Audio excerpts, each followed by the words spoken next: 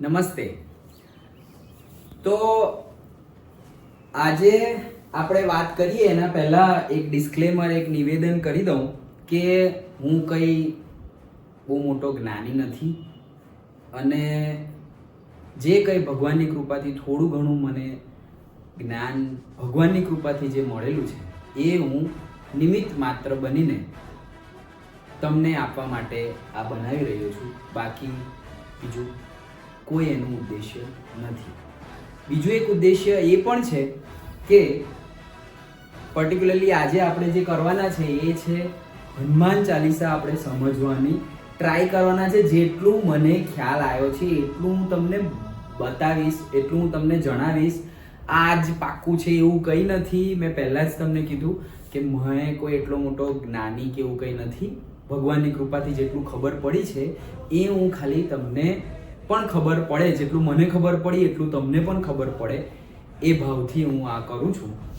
તો હનુમાન ચાલીસા, ઓકે, તો હનુમાન ચાલીસા આપણે ઘણા ટાઈમથી હનુમાન ચાલીસા તો આપણે ડિસ્કસ, એટલે આપણે રોજ પૂજા કરીએ છીએ, હનુમાન ચાલીસા ગાઈએ છીએ, મંદિરે જઈએ તો હનુમાન ચાલીસા ગાઈએ છીએ.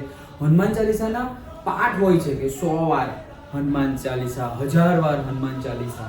ઓકે, તો આપણે હનુમાન ચાલીસા ગાઈએ તો છે, પણ ઘણા બધા લોકોને, મને પણ નહોતો, પછી ધીરે ધીરે બધું ખ્યાલ આવ્યો કે આપણે ગાઈએ છીએ, આપણે બોલીએ છીએ, જેમ શ્લોક બોલી દઈએ છીએ, ઓમ ભૂર્ભુવઃ સ્વઃ એમ બોલી દઈએ, ઓકે, પણ એનો મિનિંગ શું છે, એનો અર્થ શું છે એ આપણને ખ્યાલ હોતો નથી. આપણે ખાલી જે યાદ રાખેલું છે, જે પેલા રટ્ટુ ટોટા જેવું છે, ઓકે, એટલે જે આપણે યાદ રાખેલું છે તે ધર બોલી દઈએ છીએ, પણ એનો મિનિંગ શું છે એ આપણને ખ્યાલ હોતો નથી. તો જેટલો મિનિંગ મને ખ્યાલ આવ્યો છે એટલો મિનિંગ હું તમને જણાવવાનો પ્રયત્ન કરું છું આમાં.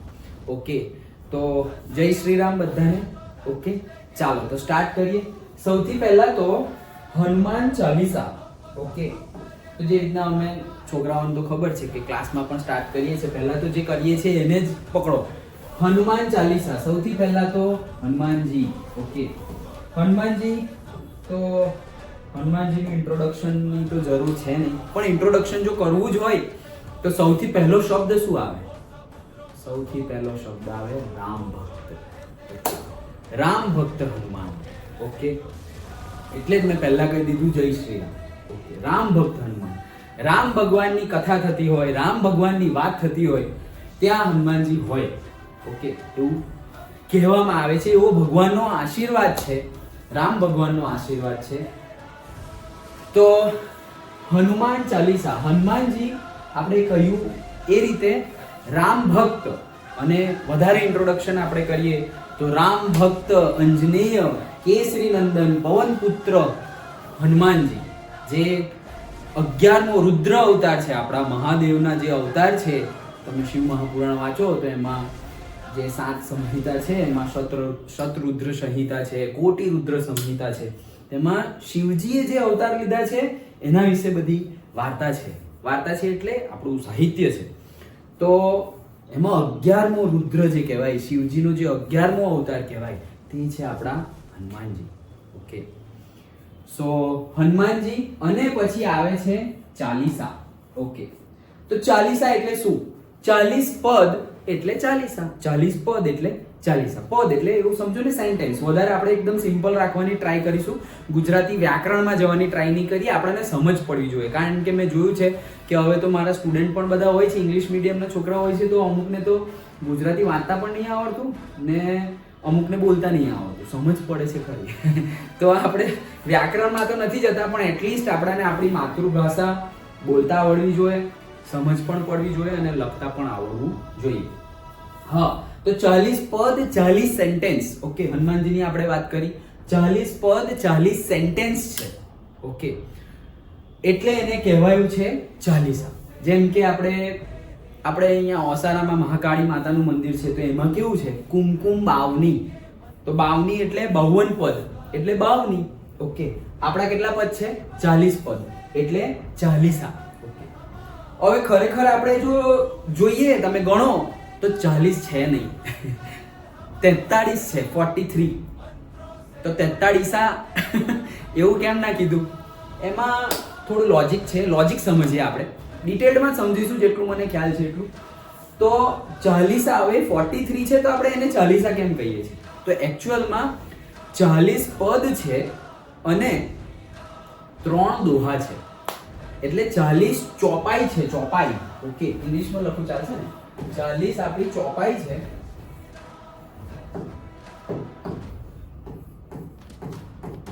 40 ચોપાઈ છે, થોડું આવું ઇંગ્લિશમાં લખું છું, અને 3 દોહા છે. દોહા 3 છે અને ચોપાઈ કેટલી છે? 40. એટલે ટોટલ થઈ ગયા 43 પદ. તો આ દોહા ચોપાઈ એ શું છે? તો દોહા અને ચોપાઈ એકચ્યુઅલી છંદ છે. જેમ મેં તમને કીધું, છંદ એટલે હવે ગુજરાતી વ્યાકરણમાં જવું પડે, પણ તમને સિમ્પલ લેંગ્વેજમાં સમજાવું તો છંદ એટલે અલગ અલગ. જેમ કે આપણે કોઈ વાત કહેવી હોય, કોઈ પેરેગ્રાફ હોય ને, તો આપણે કેવું કહીએ, છોકરાઓને કહેવાય કે ભાઈ 200 વર્ડ્સમાં એસે લખો, 400 વર્ડ્સમાં એસે લખો.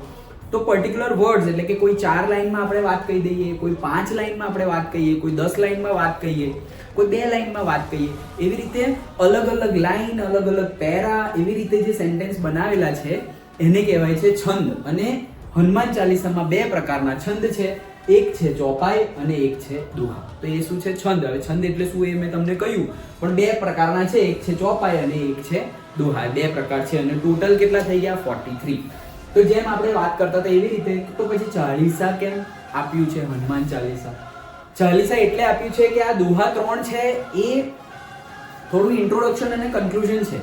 જેમ કે 3 દોહામાંથી 2 દોહા ઇન્ટ્રોડક્શન છે, એટલે સ્ટાર્ટિંગમાં આવે છે. જે આપણે કહીએ છીએ શ્રી ગુરુચરણ સરોજ રજ, ત્યાંથી આપણે સ્ટાર્ટ કરીએ તો એ 2 દોહા સ્ટાર્ટિંગમાં છે અને એક દોહો જે છે તે એન્ડમાં છે. ઓકે, પવન તનય સંકટ હરણ, તો એક દોહો એન્ડમાં છે. ઓકે, તો એવી રીતે દોહા. હવે તો કેમ ડાયરેક્ટ ચોપાઈથી કેમ ચાલુ ના કર્યું? તો જેમ કે આપણે કોઈના ઘરે જઈએ તો ડાયરેક્ટ પોઈન્ટની જ વાત કરી દઈએ, એવું તો હોય ને. આપણે કહીએ કે અચ્છા કેમ છો, મજામાં છો, કેવી છે તમારી તબિયત, તમારો ફોન આવ્યો તો આમ તેમ, એ બધી વાત કરીએ અને પછી કે હા લો મારા છોકરાના મેરેજ છે, આ છે તે છે, આવજો તમે. એવું તો મેઇન વાત આપણે થોડી પછી કરીએ. તમે કોઈ લેટર લખતા હોય તો પહેલા સવિનય સાથે જણાવવાનું કે હું આ છું ને આવું તેવું, થોડું ઇન્ટ્રોડક્શન તો આપીએ ને. એ ઇન્ટ્રોડક્શન છે આપણા દોહા, 2 દોહા. ઓકે, ડાયરેક્ટ પોઈન્ટની વાત તો આપણે કરતા ના હોય. એ તો ભાઈબંધ જોડે થાય, ઓ ભાઈ 2000 રૂપિયા જોઈએ છે, ડાયરેક્ટ વાત. તમે બીજા કોઈ પાસે 2000 રૂપિયા માંગો તો કેવું છે? હા મજામાં, આમ તેમ, ને પછી ધીરે ધીરે થોડી પૈસાની જરૂર છે, એ બીજા ભાઈબંધ ડાયરેક્ટ જ કહી દે. મેં તો બધી જ વાર ડાયરેક્ટ કરતો છું. અચ્છા ચાલો, તો કહેવાનો મતલબ છે કે ઇન્ટ્રોડક્શન, તો એ ઇન્ટ્રોડક્શન છે. ને પછી મેઇન વાત છે આપણી ચોપાઈ. ઓકે, એટલે કોઈને આપણે ઘરે જઈએ તો ડાયરેક્ટ જ એવું તો ના ચાલુ થઈ જાય ને કે આપણે શું કામ આયા, આમ છે તેમ છે.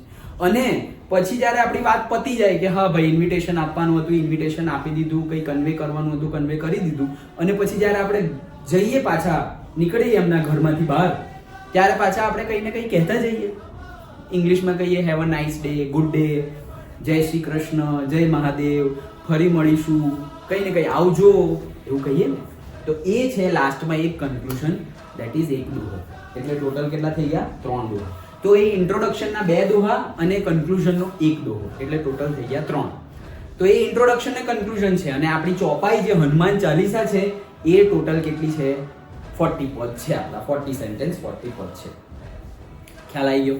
ઓકે, તો હવે સ્ટાર્ટ કરીએ.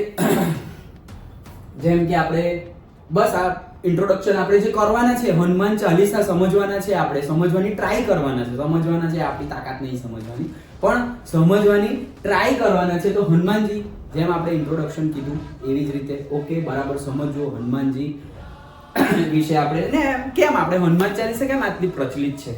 કારણ કે જ્યારે પણ ક્યારે થાય છે, તો તમે જોયું હશે કે જ્યારે પણ આપણાને ટેન્શન હોય, કોઈ ફિયર હોય, કંઈ સંકટ લાગતું હોય, તો સંકટ મોચન યાદ આવે.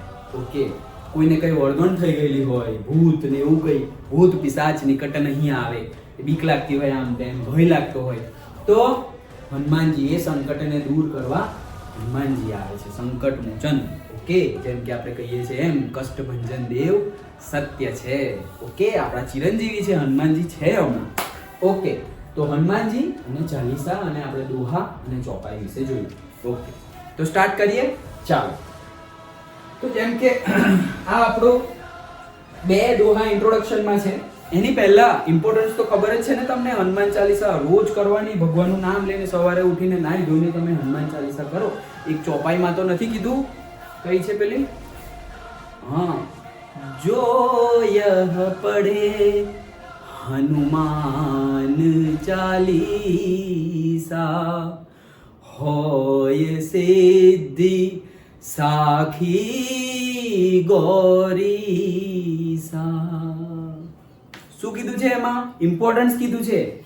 જો યહ પડે હનુમાન ચાલીસા. જો એટલે કોઈ પણ જે બી વાંચે તે. ઓકે, પછી એ મેલ હોય, ફિમેલ હોય, નર હોય, માદા હોય, નપુંસક હોય, જાનવર હોય, કોઈ પણ હોય. જો યહ પડે, જે બી વાંચે તે. જો યહ પડે હનુમાન ચાલીસા એટલે જે આ હનુમાન ચાલીસા વાંચે તે હોય સિદ્ધિ સાખી ગૌરીસા. હોય સિદ્ધિ. સિદ્ધિ એટલે આપણી ટોટલ અષ્ટ સિદ્ધિ કહેવામાં આવે છે. તમે ભક્તિ માર્ગમાં આગળ વધો કે આધ્યાત્મિકતામાં આગળ વધો તો તમને ધીરે ધીરે ખ્યાલ આવે કે 8 પ્રકારની સિદ્ધિ છે. ઓકે, તો એ તમે આ હનુમાન ચાલીસા કરો તો 8 સિદ્ધિ તમને મળી જાય. ઓકે, તમે સિદ્ધિઓ તમને મળી જાય 8 સિદ્ધિ. તમે બી પછી પરચા ખોલવા માંડો. ઓકે તો એ રીતે છે. ઓકે, તો એ 8 સિદ્ધિ એ તમને મળી જાય. તો હવે એની ગેરંટી શું? ગેરંટી કહે છે હોય સિદ્ધિ સાખી ગૌરીસા. સાખી એટલે સાક્ષી, વિટનેસ. તો આના વિટનેસ, આના સાક્ષી કોણ છે? ગૌરીસા. ગૌરીસા એટલે ગૌરીના ઈશ, એટલે માતા ગૌરી, માતા પાર્વતીના ઈશ. માતા પાર્વતીના, માતા ગૌરીના ઈશ કોણ? આપણા બાપા મહાદેવ. ઓકે, મહાદેવ ગેરંટી આપે છે કે જો યહ પડે હનુમાન ચાલીસા હોય સિદ્ધિ સાખી ગૌરીસા. કેમ અષ્ટ સિદ્ધિ મળશે એની ગેરંટી કોણ આપે છે? મહાદેવ ગેરંટી આપે છે કે મળશે. ઓકે, તો સ્ટાર્ટ કરીએ આપણે. ચાલો, તો પહેલો દોહો છે આ. જેમ કે શ્રી ગુરુ ચરણ સરોજ રજ. શું કીધું છે? શ્રી. આમાં આપણે સમજીએ છે કે અર્થ સમજવાનો ટ્રાય કરીએ છીએ. બોલવામાં બધાને તો યાદ તો રહી જ ગઈ છે નાનપણથી. જે ઘરમાં થોડું આધ્યાત્મિકતા ને થોડું ભક્તિવાળું માહોલ હોય, નાનપણથી વિઘ્નેશ્વરાય વરદાય સુરપ્રિયાય બડા 1-2 મંત્ર હોય. વક્રતુંડ મહાકાય, ગણપતિ બાપાનો મંત્ર, ગાયત્રી મંત્ર, હનુમાન ચાલીસા, એ બધું તો નાનપણથી જ મને પણ મમ્મીએ એમ 2-3 કેટલી ચોપડી આપી દીધી તો ખ્યાલ જ નહીં. બધું નાનપણથી જ યાદ રહી ગયું. પણ હવે આપણે એનો અર્થ સમજવાનો ટ્રાય કરીએ છીએ કે આપણાને યાદ તો છે પણ ખરેખર અર્થ સમજીને તમે જો બોલશો તો તમને અનુભવ થશે કે હા કઈ આયો, પાવર આયો ખરો. એ આવશે, પાવર આવશે. અર્થ સમજો અને પછી બોલો. અત્યાર સુધી બોલતા હતા, હવે અર્થ સમજો અને પછી બોલો તો પાવર આવશે. અરે એક દોહો બોલશો એમાં બી પાવર આવી જશે. આંખ બંધ કરીને શાંતિથી એકલામાં બોલશો સમજીને પછી, તો એ પાવર તમને અનુભવ થશે. ચાલો, તો શું કીધું છે? શ્રી ગુરુ ચરણ સરોજ રજ નિજ મન મુકુર સુધારી બરનવ રઘુબર બિમલ જસુ જો દાયકુ હલ ચારી. આ થઈ ગયો આપણો એક. તો આમાં શું કહેવા માંગે છે?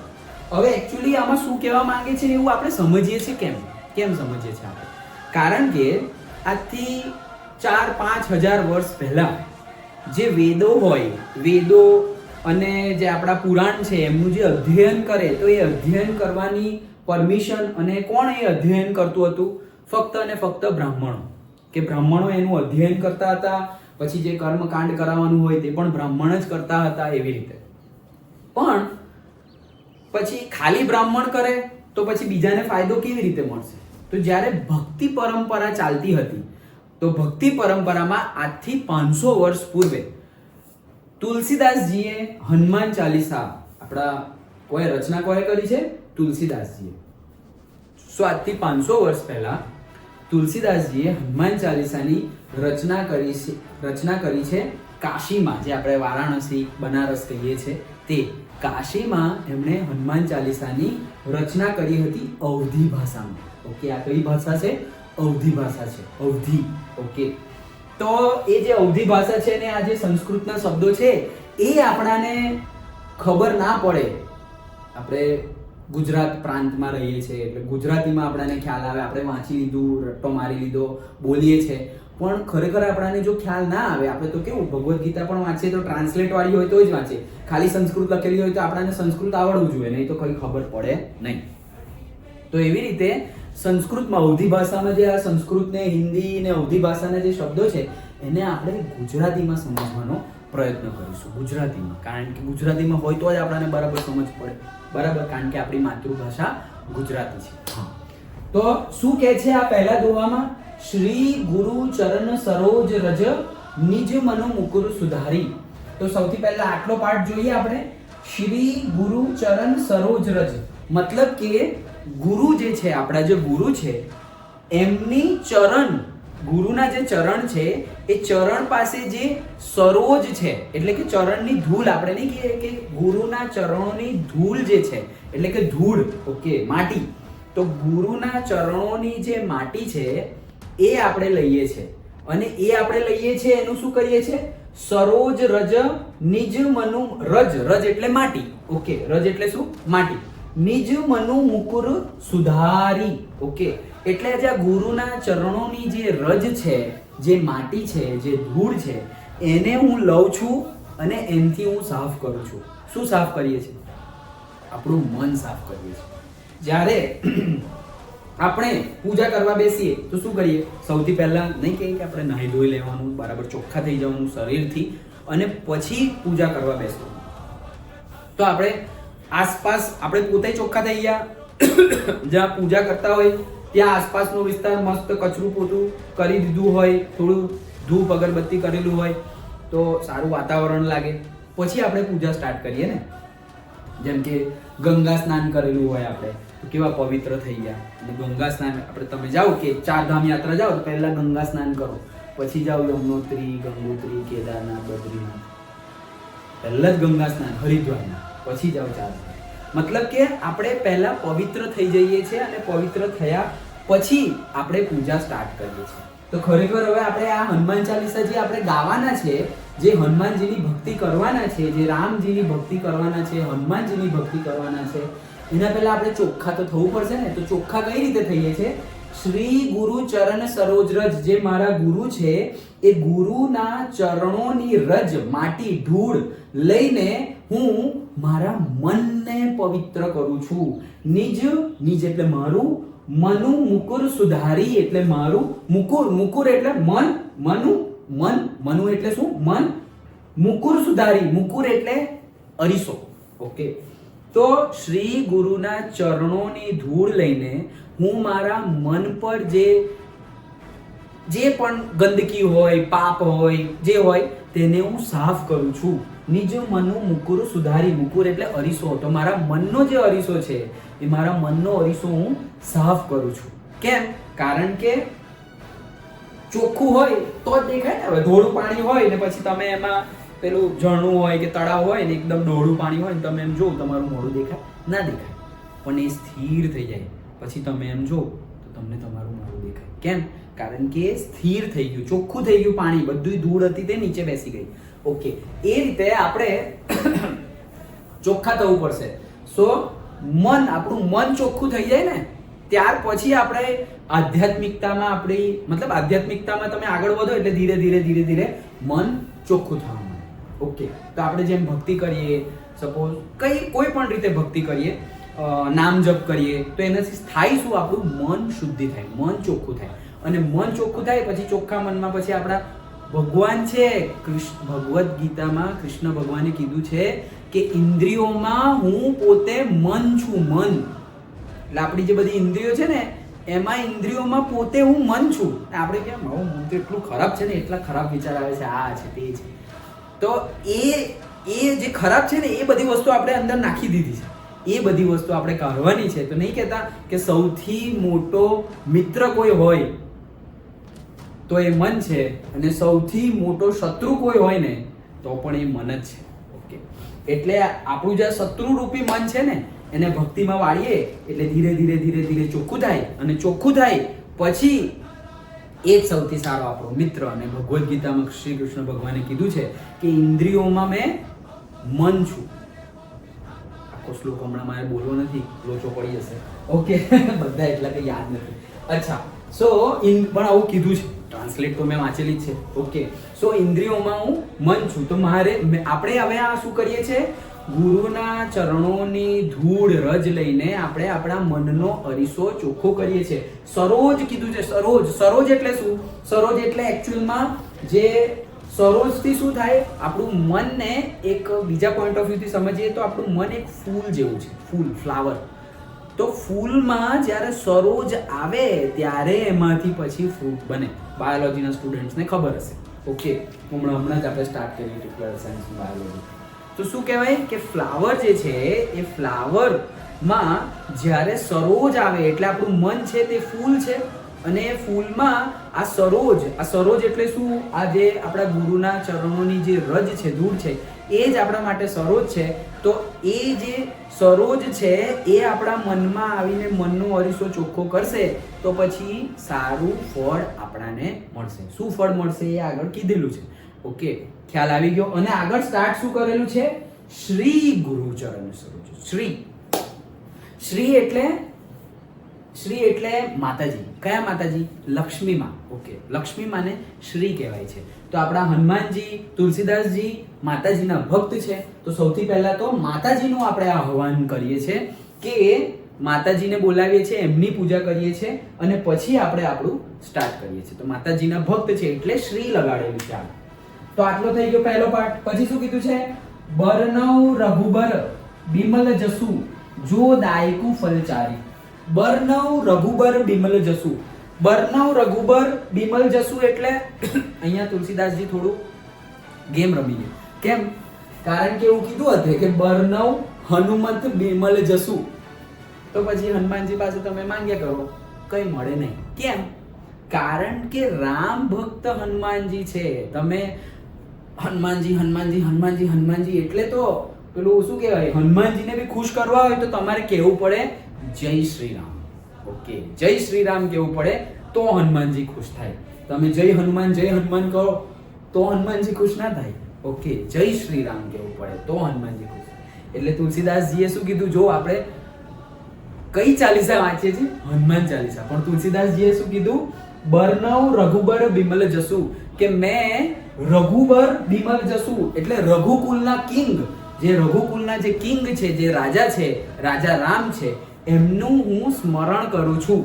બિમલ જસુ એટલે બિમલ એટલે શું? જેમનામાં કોઈ મલ નથી, એટલે કે એકદમ પ્યોર છે. એકદમ પ્યોર જે હોય ને, સેજ પણ મલ ના હોય. મલ એટલે બહારથી પણ અને અંદરથી પણ સેજ પણ નેગેટિવિટી ના હોય, સેજ પણ પાપ ના હોય એ. ઓકે, તો એ કોણ છે? આપણા રાજા રામ. ઓકે, સો બરનવ રઘુબર બિમલ જસુ એ મારા રાજા રામની જે એકદમ પ્યોર છે, એકદમ શુદ્ધ છે, શુદ્ધ આત્મા છે. ઓકે, પરમાત્મા છે, એમને હું યાદ કરું છું, એમનું સ્મરણ કરું છું. જો દાયકુ ફલચારી, કે એમનું સ્મરણ કરીશ અને પછી રામજી અમને 4 ફળ આપશે. જો દાયકુ ફલ ચારી એટલે 4 ફળ આપશે. હવે 4 ફળ કયા?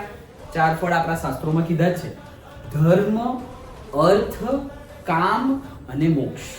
ઓકે, ધર્મ એટલે આપણી ડે ટુ ડે લાઈફ, આપણે કેવી રીતે જીવવું જોઈએ, કેવી રીતે આપણે અધ્યયન કરવું જોઈએ, માતા પિતા સાથે કેવી રીતે રહેવું જોઈએ, ભાઈ બહેન સાથે કેવી રીતે રહેવું જોઈએ, પતિ પત્ની એકબીજા જોડે કેવી રીતે રહેવું જોઈએ, છોકરાઓની આપણે જે પેરેન્ટિંગ કરીએ એ કઈ રીતે કરવું જોઈએ, બધું જ અંદર આવી ગયું. બધું તે જે રીતિ રિવાજ નિયમો હોય, જે બધું હોય ને એ બધું ધર્મમાં.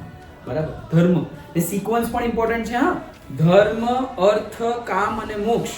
તો જે ધર્મ અને મોક્ષ છે એ કઈ ભોગવવાની વસ્તુ નથી, એ પાળવાની વસ્તુ છે. મોક્ષમાં તો કઈ છે જ નહીં, કઈ કરવાનું નથી.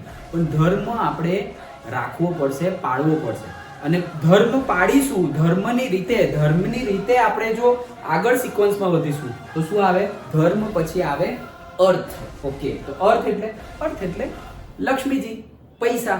તો સારી રીતે પૈસા, પણ ધર્મની રીતે પૈસા, લુચ્ચાગીરી કરીને નહીં, કરપ્શન ભ્રષ્ટાચાર કરીને નહીં, ધર્મની રીતે પૈસા આપણે કમાવાના. કારણ કે જીવન જીવવા માટે પૈસા પણ જરૂરી તો છે જ, એવું તો નથી ઓકે કે પૈસા વગર થઈ રહે, તો પણ ધર્મની રીતે. ઓકે, સો સિક્વન્સ ઇમ્પોર્ટન્ટ છે.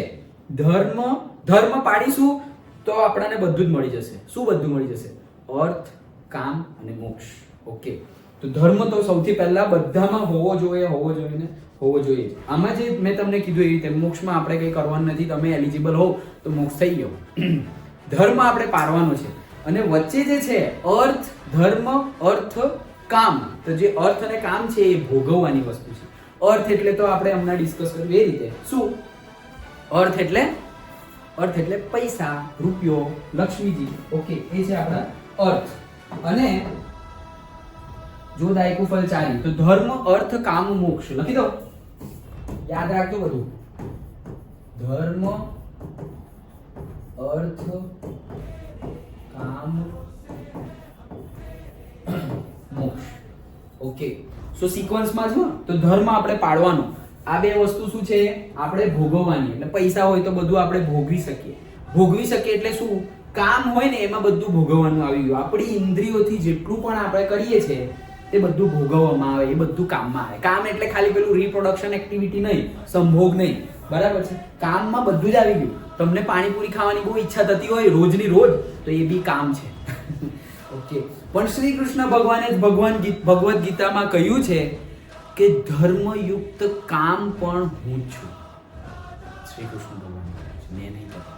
ઓકે, શ્રી કૃષ્ણ ભગવાને ભગવદ્ ગીતામાં કહ્યું છે કે ધર્મયુક્ત કામ જે હોય ને એ પણ હું છું. પહેલા શું કીધું હતું આપણે? મનની વાત કરી હતી. તો જે મન છે, ઇન્દ્રિયોમાં હું મન છું, અને ધર્મયુક્ત જો કામ હોય તો એ પણ હું જ છું. ધર્મયુક્ત જે કામ હોય ને તો એ કામ ભગવાનનું સ્વરૂપ છે, કૃષ્ણ ભગવાનનું સ્વરૂપ છે. ઓકે, સો ધર્મ, અર્થ, કામ. કામ એટલે આપણે જે રીતના હમણાં ડિસ્કસ કર્યું તે શું? બધું જ એટલે બધું જ. આંખો, ઇન્દ્રિયો બધી આપણી. ઓકે, તો આંખોથી તમે જે જોવો તે, તો ધર્મ રીતે જે જોવાનું એ જોવાનું, ને જે નહીં જોવાનું એ નહીં જોવાનું. કાન, ધર્મની રીતે જે બરાબર હોય એ સાંભળવાનું, ધર્મની રીતે જે બરાબર ના હોય તો આપણા પપ્પા કહેતા હોય તો બી નહીં સાંભળવાનું. ઓકે, પછી કાન આવી ગયા. નાક, તો ધર્મની રીતે જે સૂંઘવાનું એ સૂંઘવાનું, ફાલતુ વસ્તુ સૂંઘવાની નહીં. જીભ, ઓકે, તો જીભ એટલે ધર્મની રીતે જે આપણે ખાવાનું હોય, જે આપણે ધર્મની રીતે ખાવાનું એટલે આપણા ધર્મમાં જે કીધું હોય કે આ વસ્તુ ખાજો એ ખાઓ, અને પછી તમે કોઈને પણ પછી એમ કહીને એમ પકડીને ગરમ કરીને ચાલુ કરી દો તો એ નો ઓફેન્સ, બટ સારી વસ્તુ નથી. કેમ? ધર્મમાં આપણે ના પાડેલી છે ભાઈ. તમે ટેસ્ટ માટે કોઈને પતાવી દો છો, કઈ અલગ વસ્તુ છે. એ મેં તમને કીધું એ હું કઈ પેલો જ્ઞાની નથી. હું પણ આ બધામાંથી જ પાસ થયેલો છું. જસ્ટ ફોર ધી ઇન્ફોર્મેશન, મેં પણ 2011 સુધી નોન વેજીટેરિયન હતો, ને 2011 પછી હું વેજીટેરિયન બન્યો છું. ઓકે, કેમ? આ બધું ખબર નહોતી તો પછી ચાલુ રાખ્યું. ઓકે, ખબર નહોતી એટલે નહોતી જ ખબર. હા, થોડું ઘણું આપણે નહીં પાડતા હોય, સોમવારે નહીં ખાવાનું, શનિવારે નહીં ખાવાનું, મંગળવારે નહીં ખાવાનું, એવું બધું. શનિવારે હું નહોતો ખાતો, ભગવાનના ભગવાન હનુમાનજી મારે શનિવારે ખાઈ તો એવું. તો એ ધીરે ધીરે પછી આગળ વધતા બધું જ્ઞાન થઈ. જેમ જેમ ખબર પડે, જો ખબર ના હોય ને આપણે ભૂલ કરીએ ને તો કદાચ માફ થઈ જાય. ખબર પડ્યા પછી પણ જો તમે ભૂલો કર્યા કરો તો પછી એ માફ થાય નહીં. અને નાના હોય તારે ની ભૂલો તો ભગવાન માફ કરી દે છે. એની એક અલગ સ્ટોરી છે. થોડા કોઈને ખબર પણ હશે, નાના હોય ત્યારે એવી બટરફ્લાય વાળી સ્ટોરી અંદર નાખી દીધું હતું. આપણે પહેલા ડિસ્કસ કરી. કંઈ નહીં, આપણે પાછી કોઈ વાર લઈશું. હા, તો જેમ જેમ ખબર પડે તેમ તેમ પછી આપણે સુધરવું જોઈએ. હા, તો આપણે ક્યાં હતા? જીભ પર હતા એટલે કે જે ધર્મની રીતે જે આપણે ખાવાનું હોય, પીવાનું હોય, એ વસ્તુ ખાવાની, બીજી વસ્તુ ખાવાની, પીવાની, ગુટકા બધું જ આવી ગયું અંદર. ઓકે, તો ખાવા પીવાની નહીં. હું કોઈને સલાહ નથી આપતો, આ તો મેં જે છે, જે ખ્યાલ આવ્યો છે એ કહું છું. ઓકે, અને પછી મોક્ષ. તો તમે જો ધર્મની રીતે ધર્મ તમે જાણી લીધો, અને પછી ધર્મની રીતે તમે અર્થ કમાયા, ધર્મની રીતે તમે કામ ભોગવ્યો, તો બધું જ ધર્મની રીતે કરો. અને પછી એ ધર્મની રીતે કર્યું હોય ને, જેમાં અધર્મ ના હોય ને, એ તમારે ભગવાનને આપી દેવાનું. ધર્મની રીતે હું સપોઝ તમને ભણાવવાની નહીં, પણ આપણે સપોઝ આ ડિસ્કશન કરવાની ટ્રાય કરીએ છીએ. ઓકે, થોડી સમજવાની ટ્રાય કરીએ છીએ, તો આપણે ટ્રાય કરીએ છીએ ધર્મની રીતે. આમાં કંઈ ખોટું નથી. અને પછી બધું પતે એટલે ભગવાન આ તમારી કૃપાથી જેટલું થયું એટલું કર્યું, ઓકે, હવે આમાં જે સારું થાય એવી તમને આપ્યું, અને જે સારું ના થાય એ પણ તમને આપ્યું. ઓકે, એવી રીતે તો એ ધર્મની રીતે તમે બધું જો કામ કરો, તમે મજૂર માણસ હોય ને આપણે દિવાલ ચણતા હોય તો ધર્મની રીતે તમે ચણી, તમારે જે કરવાનું હોય એ કરવાનું હોય. ઓછી ઈંટો નહીં મૂકવાની, ખરાબ ઈંટો નહીં મૂકવાની, સિમેન્ટ જેટલી લાગતી એટલી લાગવાની, થોડી બચાવીને ઘરે નહીં લઈ જવાની. બધી જ વસ્તુમાં ધર્મ આવે. ઓકે, તો એ ધર્મની રીતે જો તમે બધા કામ કરો આખી જિંદગીના, અને પછી એ ભગવાનને કામ કરીને ભગવાનને અર્પણ કરો. સવારે નોકરીએ જાઓ ત્યારે ભગવાનને મળીને જવાનું, ને પછી નોકરીએથી આવો એટલે પાછા આવીને ભગવાનને મળી લેવાનું. ભગવાનના ધર્મની રીતે કર્યું, તમારી કૃપાથી થયું, તમને પાછું આપ્યું, તમને જ આપ્યું, તમારું છે ને તમને આપ્યું. કારણ કે આપણે તો કોઈ છે જ નહીં, આપણે શું કરી શકીએ. ઓકે, એટલે ભગવાનનું જ છે, ભગવાનની કૃપાથી આપણે કર્યું, અને આપણે નિમિત્ત બનીને આપણે પાછું ભગવાનને અર્પણ કરીએ છીએ. ભગવાન લેતા તો નથી, આપણે કેવો ભોગ ધરાવીએ ખાઈએ છીએ, આપણે એ જ ભોગ ધરાવીએ જે આપણાને ભાવે છે. ઓકે, એ જ અગરબત્તી લગાવીએ જેની સુગંધ આપણાને ગમે છે. પેલી રીતે વિચારો, ભગવાનને શું ગમે છે એ રીતે વિચારો. ઓકે, તો એ રીતે આપણે આપણું કામ અર્પણ કરી દઈએ તો એ બી ભક્તિ છે, એ બી વન પાર્ટ ઓફ ભક્તિ છે કે આપણે આપણું કામ કરીએ. તમે રોજ અગરબત્તી કરવાની, પૂજા કરવાની એવું તમે ના કરતા હો, પણ તમે તમારું કામ કરતા હો અને કામમાં એકદમ પેલા શું કહેવાય, ચારિત્ર્યવાન હો. એટલે કોઈ કરપ્શન નહીં, કશું નહીં, કોઈ ખોટું ચલાવી લેવામાં આવે નહીં. બધું જે તમે કરો એ સારું જ કરો. તો એ પણ એક ટાઈપની ભક્તિ છે. તમે સેવા કરો છો લોકોની, ને એ સેવાથી ભગવાન ખુશ છે. તો ધર્મની રીતે તમે અર્થ અને કામ ભોગવો તો પછી છેલ્લે જે છે એ મોક્ષ પણ આપણને રામ ભગવાન આપશે. કે જે જીવન મરણના જે આ ચક્કર છે, પુનર્જન્મ આપણે તો માનીએ છીએ ભારતમાં તો જેવી રીતે વેસ્ટર્ન કલ્ચર તો નથી માનતું પુનર્જન્મ ને એમાં, પણ આપણે તો માનીએ છીએ. આપણા તો સ્ક્રિપ્ચર્સમાં પણ ઘણું બધું લખેલું છે. તો જે જીવન આપણે જીવીએ, જન્મ થાય, જીવન અને પછી મરણ પછી પાછો કર્મ પ્રમાણે એનો જન્મ થાય. જે યોનિમાં આપણે જે ડિસ્કસ કરીએ છીએ, આપણે જેમ જાણીએ છીએ એવી રીતે 84 લાખ યોનિ છે. 84 લાખ યોનિમાં 83,999 એ બધું પતી જાય ને જ્યારે એક નંબર બાકી હોય ને, તે એક નંબર જે લાસ્ટ વાળો નંબર છે ને 84 લાખમો, એ છે મનુષ્ય યોનિ. ઓકે, અને એ આખી યોનિ એક જ વાર પાર કરવાની હોય છે. એટલે સપોઝ તમે મનુષ્ય યોનિમાં હમણાં આપણે છે સમજીએ છીએ, ભક્તિ કરીએ છીએ ને આપણે એવા સારા કર્મ કર્યા નથી. ઓકે, કોઈ ભક્તિ કરી નથી, રામ ભગવાન આશીર્વાદ તો આપણને આપે કે ભક્તિ વધારો, પણ આપણે કંઈ કરીએ ના. હમણાં કીધું એવું આપણે જો ઊંધું ચતું કરીએ બધામાં જ, અર્થમાં, કામમાં, તો પછી થાય શું? તો પછી આપણે મનુષ્યો એટલે 84 લાખમો છેલ્લો અવતાર તો આપણને, છેલ્લી યોનિ તો આપણને પ્રાપ્ત થઈ ગઈ, પણ આપણા કર્મો અનુસાર પાછું આપણે કર્મ અનુસાર જવું પડે. તમારા સારા કર્મ હોય પણ મનુષ્ય દેહ પાછો મળે એટલા સારા ના હોય તો પછી તમે ઝાડ પાન બી બની જાઓ, આંબાનું વૃક્ષ બની જાઓ. કેવી લાગેલી સ્ટોરી કમેન્ટમાં કહેજો, આંબાના વૃક્ષ વાળા. ઓકે, હા, તો એ આંબાનું વૃક્ષ બની જાઓ, તમે પીપળાનું વૃક્ષ બની જાઓ. સારા કર્મ કરે. કેમ? કારણ કે પીપળો હોય લોકો પૂજે, વડ હોય લોકો પૂજે, આંબો હોય, આંબાને આપણે પૂજતા તો નથી, પણ આવા વૃક્ષ બનો સારા. ઓકે, તુલસી માતા, ઓકે, તેવા વૃક્ષ બનો. થોડા પછી એનથી એમ હોય, નીચે હોય તો કોઈ બાવળ બી બને, વધારે હોય તો જાનવર, 2 પગમાંથી આપણે 4 પગમાં ચાલી લાગીએ, જાનવર બને. જાનવરમાં બી અલગ અલગ હોય, કોઈ ગાય બને, કોઈ ભેંસ બને. તો અલગ અલગ ટ્રીટમેન્ટ હોય ને જાનવરોની બી બધાને. કૂતરા હોય તો કોઈ કૂતરા, ભાઈ સપોઝ કોઈ ઘરમાં કોઈ પાળતું હોય અને કોઈ આપણા શેરીના રખડતા કૂતરા હોય, તે આપણા કર્મો પ્રમાણે હોય છે. તો આપણે કાં ચાલ્યા, આપણે કાંથી કાં ચાલ્યા, પણ આ તો સમજવાની વાત હતી. ઓકે, એટલે કર્મ પ્રમાણે આપણાને બધું મળે, પાછું મરણ પછી પાછું બીજું જીવન મળે, અને એ ચક્ર ચાલ્યા જ કરે. પણ એ ચક્રમાંથી તમારે જો છૂટવું હોય તો ભગવાનની ભક્તિ કરવાની, ધર્મ પ્રમાણે જ બધું ભોગવવાનું. તો ભગવાનની કૃપાથી, રામ ભગવાનની કૃપાથી આપણાને આ ચોથું ફળ મોક્ષ પણ મળી જાય. તો આ 4 ફળ આપણાને રામ ભગવાન આપે. ઓકે, એટલે આ હતો પહેલો આપણો દોહો, ધેટ ઇઝ શ્રી ગુરુ ચરણ સરોજ રજ નિજ મનુ મુકુર સુધારી. મેં શ્રી મારા ગુરુદેવ છે એમના ચરણની રજ લઈને, જેમ કે સરોજ ફ્રૂટ, જે ફૂલ હોય એમાં સરોજ આવે તો એમાં ફ્રૂટ આવી જાય, ફળ આવી જાય, એવી રીતે એ જ રજને હું મારા મનના અરીસાને સાફ કરું છું, પ્રિપેર કરું છું. ચોખ્ખા થઈએ છીએ આપણે અને એ ચોખ્ખા થઈ જઈએ પછી બરનવ રઘુબર બિમલ જશું, ચોખ્ખા થઈને પછી ભગવાનને યાદ કરીએ છીએ, કારણ કે હનુમાનજીની પૂજા આપણે કરવાના હોય તો પહેલા રામ ભગવાનને તો યાદ કરવા જ પડે ને.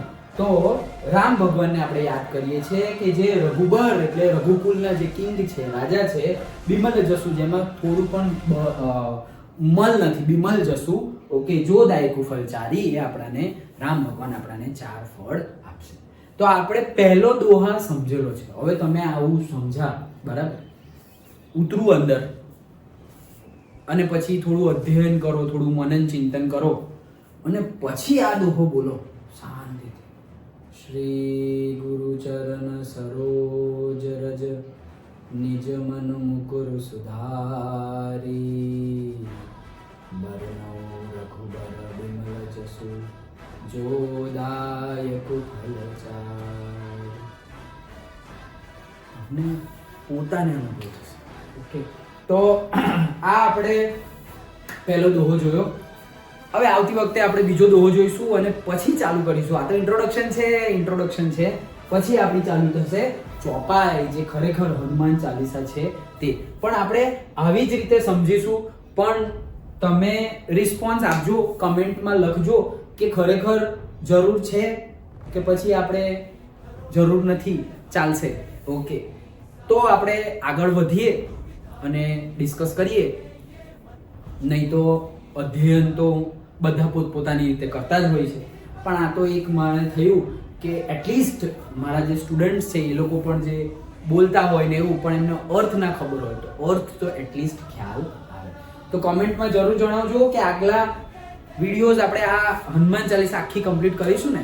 ઈચ્છા તો છે તો કમ્પ્લીટ કરીશું, પણ તમે જણાવજો શું વધારે હજુ તમને જાણવું હોય, હનુમાન ચાલીસા સિવાય પણ કંઈ જાણવું હોય તો જો મને ખબર હશે અને જેટલી ખબર હશે એ હું જણાવવાનો પ્રયત્ન કરીશ. તો ભગવાનનું નામ લઈને, રામ ભગવાનનું નામ લઈને હનુમાન ચાલીસા યાદ ના હોય તો યાદ કરી લેજો અને પૂજા કરજો. બરાબર છે? કહેવાય છે ને કે જ્યારે દુનિયા પર સંકટ આવે ત્યારે ભગવાન બચાવે છે. જ્યારે દુનિયા પર સંકટ આવે ત્યારે ભગવાન બચાવે છે. ને આપણે રામાયણમાં જોયેલું છે, જ્યારે ભગવાન પર સંકટ આવે ત્યારે હનુમાન બચાવે છે. ઓકે, રુદ્ર અવતાર છે ભાઈ, 11મો રુદ્ર અવતાર છે. ઝેર તો પછી આપણા મહાદેવે જ પીધું છે. જો શિવજી રામ ભગવાનની પૂજા કરે છે અને પાછું શિવજીનો જ અવતાર રામજીની સેવા કરે. રામજી ના શું કહેવાય, ઈશ કોણ? ભગવાન કોણ? આરાધ્ય દેવ કોણ? શિવજી. શિવજીનો જ અવતાર હનુમાનજી પાછા રામજીના ભક્ત છે. એટલે એ જ વસ્તુ છે. જેટલું આપણે સમજવાની ટ્રાય કરીએ એટલું ઓછું છે, કારણ કે હરિ અનંત, હરિ કથા અનંત. ચાલો હવે સિંગિંગ ચાલુ થઈ જશે. ઓકે, તો આજે આપણે પહેલો દોહો સમજ્યો. કંઈ ભૂલચૂક હોય તો માફ કરજો. આગળ મળીશું. ઓકે, ચાલો. જય શ્રી રામ, જય હનુમાન, જય મહાદેવ.